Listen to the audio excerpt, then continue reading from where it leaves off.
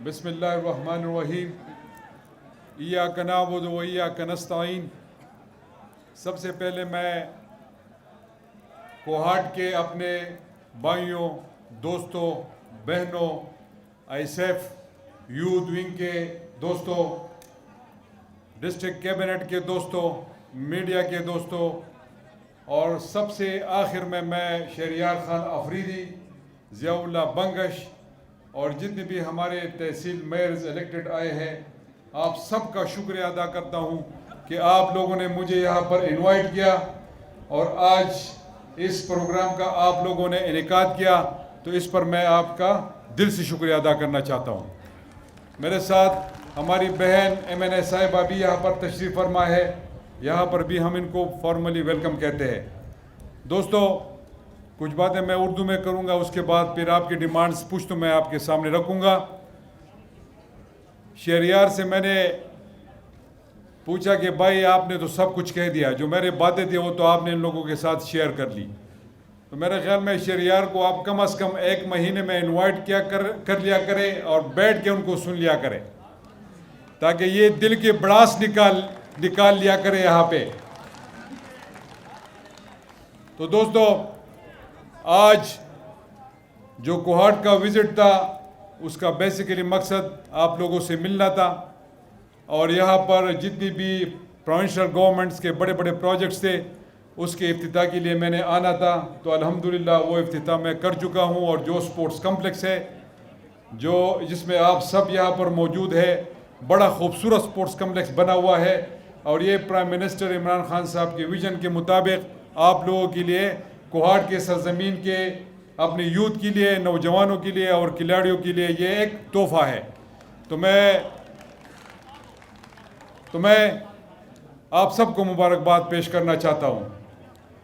दोस्तों, 2-3-4 दिन पहले पेशावर में एक अफसोसनाक वाक़या हुआ जिस पे मुझे बेहद दुख हुआ है और खुदा की कसम मैं बड़ा दुखी हूँ उस सानिया की वजह से। और उसमें जितने भी हमारे लोग शहीद हो चुके हैं, अल्लाह ताला उनके दर्जात बुलंद फरमाए और जो उनके लवाकिन है उनको सब्र जमील अता फरमाए और जो हमारे ज़ख्मी है अल्लाह ताला उनको सेहत अता फरमाए। तो एक बड़ा अफसोसनाक वाक़या था और हम अपने उन दोस्तों और भाइयों के साथ खड़े हैं जिनके साथ ये वाक़या पेश आया था, अहले तशी के साथ। उनके मस्जिद पे ये बुज़दिलाना और वहशियाना जो इक़दाम उन लोगों ने, वहशी दरिंदों ने किया था, तो उसको हम कंडेम भी करते हैं और उनको हम मुआफ़ भी नहीं करेंगे, उनको नहीं छोड़ेंगे। और मैं अपनी सिक्योरिटी फोर्सेस का शुक्रिया अदा करता हूँ कि उन्होंने बर वक्त कार्रवाई करके उन दरिंदों को पकड़ लिया है और उनको इंशाअल्लाह हम कानून के कटहरे में ज़रूर लाएंगे। इसके साथ दोस्तों, आज जो बेरोज़गारों का टोला है और उसके सरबराह जो मौलाना फजलुर रहमान साहब है, जो बिल्कुल बेरोज़गार हो चुके हैं,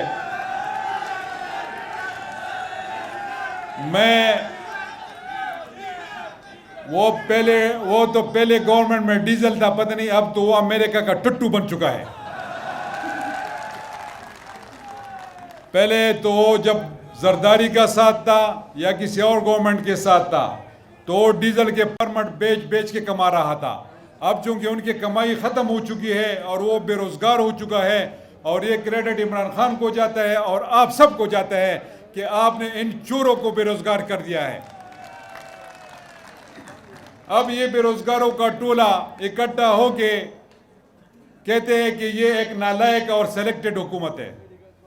अगर ये एक नालायक और सेलेक्टेड हुकूमत है तो जो अल्हम्दुलिल्लाह इमरान खान साहब ने, जो वज़ीर-ए-आज़म पाकिस्तान है, मेरा लीडर है, आप सबका लीडर है, इस मुल्क का लीडर है, आलम इस्लाम का लीडर है, जिस तरह उन्होंने UN के फोरम पे इस्लाम की बात की, जिस तरह उन्होंने कश्मीर का मसला उठाया, किसी और लीडर ने ये काम किया है? आज आप अपनी फॉरेन पॉलिसी को देख लें।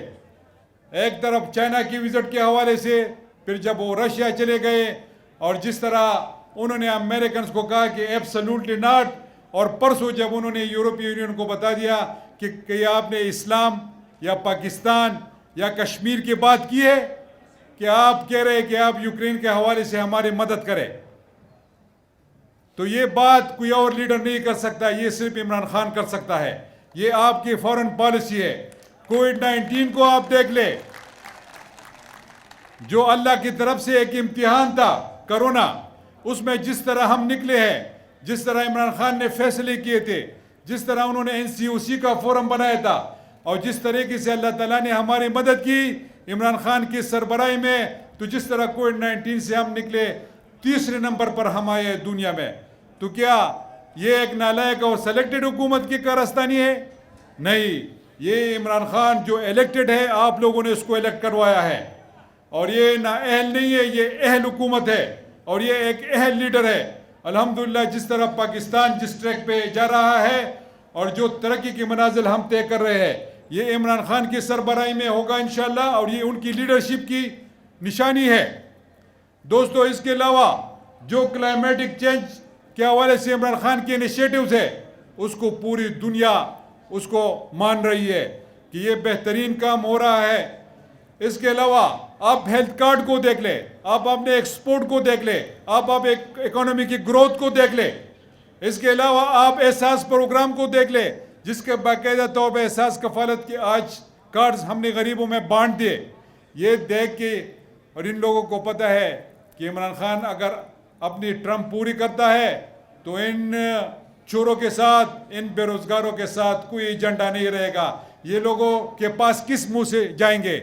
और मैं इनको खुल के बताना चाहता हूं कि हमारे MNAs बेज़मीर नहीं है, बाज़मीर है हमारे MNAs।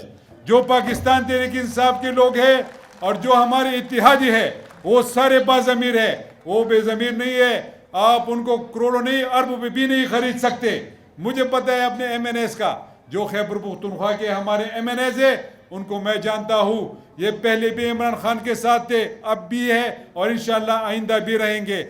ये जो उन्होंने पास ये 2 नंबर पैसा है, जो लूट मार का माल है, जो मेरा और आपका पैसा था, जो उन्होंने लूट लिया था, अब वही पैसे ये इन्वेस्ट कर रहे हैं। और इसके पीछे जो लॉबी है, वो यहूदी लॉबी है। और ये जो मौलाना साहब बार बार कह रहे हैं कि ये यहूदियों के एजेंट है, यार सिर्फ ये मुझे बता दें, आप 5 साल आपने हुकूमत की, आपने इस्लाम की कौन सी खिदमत की है? कोई बता दे, इनमें से कोई बता दे, मैं चैलेंज करता हूं। और उनका जो वजीर आला था, जो बनू का रहने वाला था, जो आम ठेकेदार था, आज वो करोड़पति बन गया है। पूछ लेना उनसे। ये जो एक स्कूल की ठेकेदारी के लिए मिन्नत करता था, कल मेरे पास, परसों मेरे पास मेरे दोस्त आए थे, जो हमारे एक्स MPA थे, एक्स मिनिस्टर थे, और PTI से उनका ताल्लुक था। चलो नाम मैं उसका ले लेता हूँ, यूसुफ अयूब खान मेरे पास आए थे। वो कह रहा था, ये हमारे पास MPA था, ये मिन्नतें करता था कि मुझे स्कूल का एक ठेका दे दे।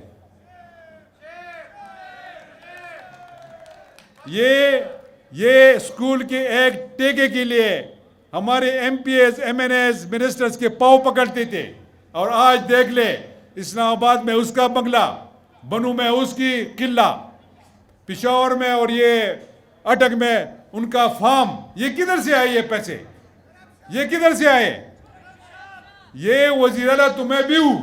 मैं अपने अल्लाह को हाजिर व नाजिर जानकर कहता हूं कि मैं जब इधर से जाऊंगा तो मैं अपनी बाप दादा के साथ 8 कनाल जमीन बेच के वापस जाऊंगा।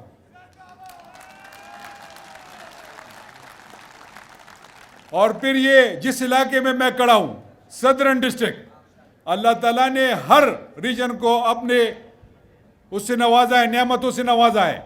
अगर नॉर्दर्न साइड पे टूरिज्म है, तो इस साइड पे आपके पास माइंस है, इस साइड पे आपके पास बैरन ज़मीन मौजूद है, जिसको हम इरिगेट करके उससे अपने फूड बास्केट को उठा सकते हैं, अपने लोगों को रोजगार दे सकते हैं।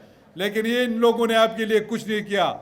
मैं क्वाड के अपने दोस्तों के लिए, भाइयों के लिए, बल्कि पूरे जितना सदर्न एरियाज है, जो क्वाड से, पिशावर से लेके DI खान तक, और फिर जो हमारे मर्ज अजला है, मैं इनको आज खुशखबरी सुनाने आया हूँ। और वो खुशखबरी ये, इंशाअल्लाह ये रूट वेस्टर्न रूट बनेगा, CPEC का ये वेस्टर्न रूट बनेगा इंशाअल्लाह, जो गिलगित बल्तिस्तान से वाया चतराल, फिर दीर से स्वात मोटरवे से via Peshawar to DI Khan, ये रूट इस्तेमाल होगी। ये शॉर्टेस्ट रूट होगी। और इंशाअल्लाह मेरा वादा है आपसे मैं पिछले हफ्ते आया था यहाँ पर cadet college, garrison cadet college Kohat में पेरेंट्स डे पे, योम वालिदैन पे। तो मुझे यहाँ पर मौजूद होंगे जो मेरे प्रेस के दोस्त हैं, उन्होंने मुझसे सवाल किया कि चीफ मिनिस्टर साहब आपकी तवज्जो उस साइड पे है। मैंने उनसे कहा था मेरे दोस्तों मेरी तवज्जो उस साइड पे नहीं है, मैं वाहिद चीफ मिनिस्टर हूँ कि मेरे तवज्जो हर साइड पे है। मैं इमरान खान का सिपाही हूँ, मैं इसलिए नहीं आया हूँ। जो उनका हुक्म है कि सब इजला को आपने बैलेंस करना है, तो मैं तो उसके लिए आया हूँ। और इंशाल्लाह वो बैलेंस इस तरह होगा, जो आपका पेशावर टू डीए खान का एक्सप्रेसवे होगा, स्वात में एक्सप्रेसवे बनेगी, जो फेज़ 1 बना है वो तकरीबन कोई 35 अरब का है, जो फेज़ 2 बनेगा वो 40 अरब का है, फिर दीर की तरफ आप जाएंगे तो 38 अरब रुपए का वो है। वो आप कुल मिला के 100 बिलियन नहीं बन रहे। वो जो पेशावर टू डीए खान का एक्सप्रेसवे है वो 300 बिलियन से ऊपर है, उसकी कॉस्ट 350 अरब रुपए। तो आप देख ले, बैलेंस देख ले। फिर उसके बाद आपके जितने भी डेवलपमेंटल काम यहाँ पर कोहाट में, फिर करक में, फिर बनू में, फिर डीए खान में, टांग में, इन अजला में जो आपके काम हो रहे ये तारीख में कभी नहीं हुए। इससे पहले जो आपके ऑयल एंड गैस की रॉयल्टी आती थी वो आपको पता है, जिस तरह शहरियार ने बात की, ऊपर सिर्फ हैंड पंप हुआ करता था, नीचे कोई उसका वेल नहीं हुआ करता था। तो ये सारे कहते थे। इस दफ़ा हमने इमरान खान की खसूसी हिदायत पर मैंने ज़ियाउल्लाह को बिठा के और शहरियार भाई और जितनी भी हमारे शायद खटक है, मैंने सबको बिठा के, और फिर अल्लाह बख्शे जो हमारे MNA साहब है और जो दो हमारे MP हंगू से, मैंने इनको बिठा के मैंने कहा कोई ऐसा प्रोग्राम बना लेते हैं जो आपका पैसा है आप पे ही इन्वेस्ट हो। और ये वाहिद हुकूमत है, जितनी भी आपके बकाए जाते वो मैंने उसकी पेमेंट करा दी है, रिलीज़ करा दी है। जो आपके छोटे छोटे काम हो रहे हैं ये उन्हीं रिलीज से हो रहा है। और जो इंशाल्लाह DA Khan, Peshawar to DA Khan expressway के साथ साथ जो आपका सबसे बड़ा प्रोजेक्ट होगा वो CRBC लेफ्ट केनाल होगा, जिससे 4 लाख एकड़ ज़मीन यहाँ पर इरिगेट होगी, जिससे हमारी फूड बास्केट बढ़ेगी, लोगों को यहाँ पर रोज़गार मिलेगा।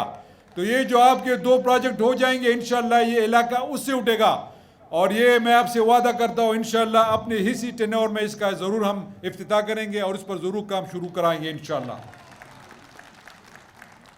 इसके साथ साथ जो यहाँ पर लियाकत मेमोरियल हॉस्पिटल का है, ये ज़ियाउल्लाह बंगत साहब और शहरियार भाई यहाँ पर मेरे साथ यहाँ पर खड़े हैं, ये मेरे पास आए थे, उन्होंने हॉस्पिटल की बात की।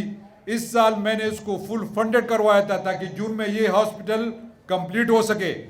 यार ये ठेकेदार कौन सी बला है जो इसको कंप्लीट नहीं करना चाहता। मैं सेक्रेटरी SNW से कहता हूँ उसका जो एग्रीमेंट है वो टर्मिनेट करवा दे, दोबारा इसको टेंडर करवा दे, अपनी दौर में इसका इंशाल्लाह इसको हम कंप्लीट करवाएंगे। ये कौन सा ड्रामा है? हुकूमत मेरी और आपकी और बदमाशी डीजल करे, सवाल ही पैदा नहीं होता। ये किस खेत की मूली है